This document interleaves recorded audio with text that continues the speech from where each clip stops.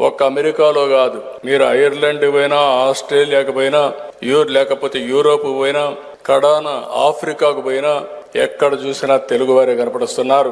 ఎట్టయితే హైదరాబాద్లో ఒకప్పుడు జూబ్లీ హిల్స్కి వస్తే రిచెస్ట్ పీపుల్ ఉంటారో, పాష్ లొకాలిటీ కనపడుస్తుందో, ఏ దేశానికి పోయి గుడ్డిగా మీరు అక్కడికి వెళ్ళి పాష్ లొకాలిటీ ఏదని అడిగితే అక్కడ పోయి తెలుగు మాట్లాడితే మీకు తెలుగులో మాట్లాడే వ్యక్తులు దొరుకుతారు.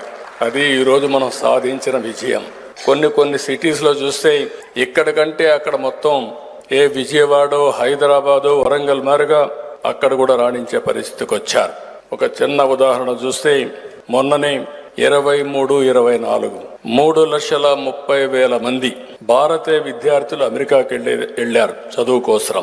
వారిలో 56% తెలుగు వాళ్ళు. అంటే 3,30,000 మందిలో 1,85,000 మంది తెలుగువారు అమెరికాకు చదువు కోసం పోయారంటే దాన్ని బట్టి అర్థమవుతుంది నాలెడ్జ్ ఎకానమీ భవిష్యత్తులో కాదు ఎప్పటికి కూడా తెలుగు వారి సొంతం, దాంట్లో అనుమానం లేదని చెప్పి కూడా నేను మీకు తెలియజేస్తున్నా.